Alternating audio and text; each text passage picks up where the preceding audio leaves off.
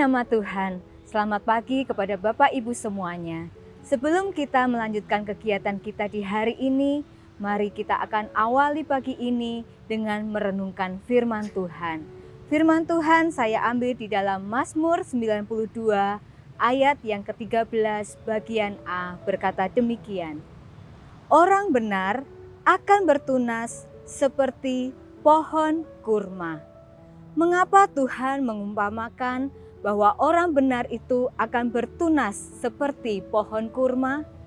Kita tahu bahwa pohon kurma adalah suatu tanaman yang dapat bertahan di lingkungan yang tidak baik.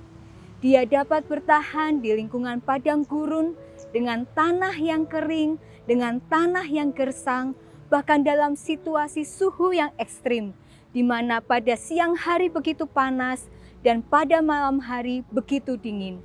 Belum lagi dengan adanya tiupan angin yang begitu kencang.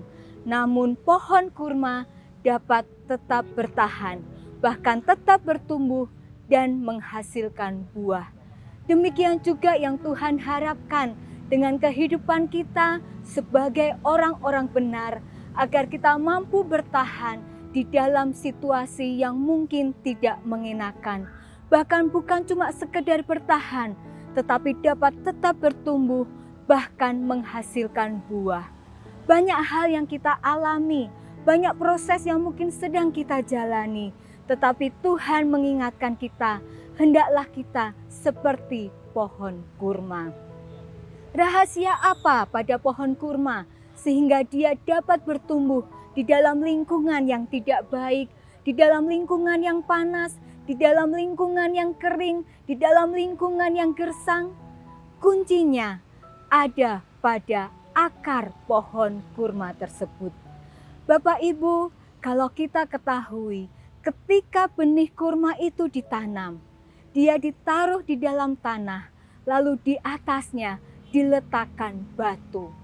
Batu ini berfungsi agar benih ini lebih stabil, dia tidak gampang tertiup angin. Batu ini juga berfungsi untuk mengurangi panas yang menimpa benih ini, namun juga mengurangi penguapan air.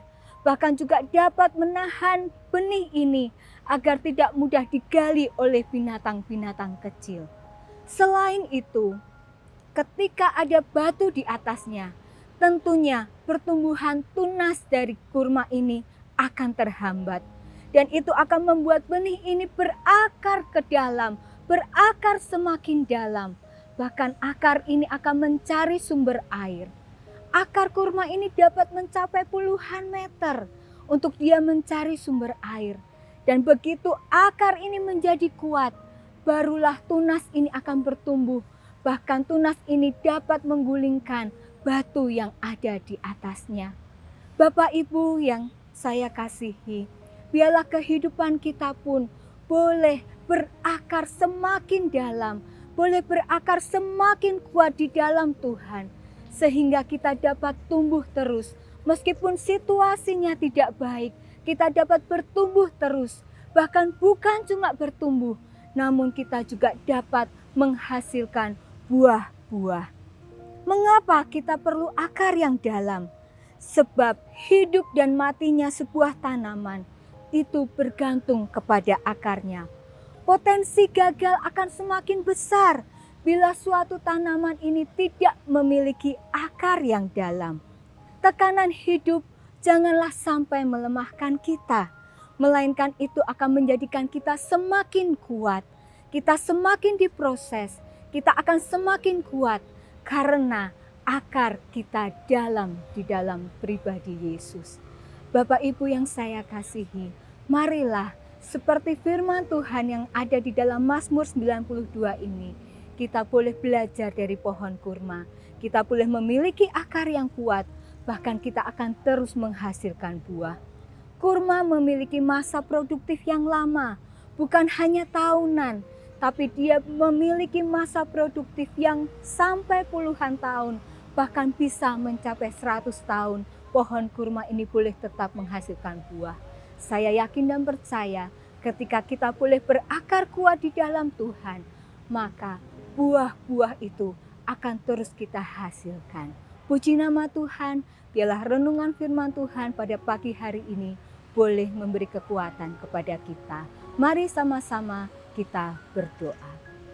Tuhan yang ada di dalam kerajaan surga, mengucap syukur buat renungan firman Allah yang kembali mengingatkan kami. Biarlah kami boleh terus Tuhan menggali akar kami semakin kuat di dalam Tuhan. Karena akar akan menjadi fondasi kami untuk kami bisa bertumbuh, bahkan terus menghasilkan buah-buah bagi kemuliaan nama Tuhan.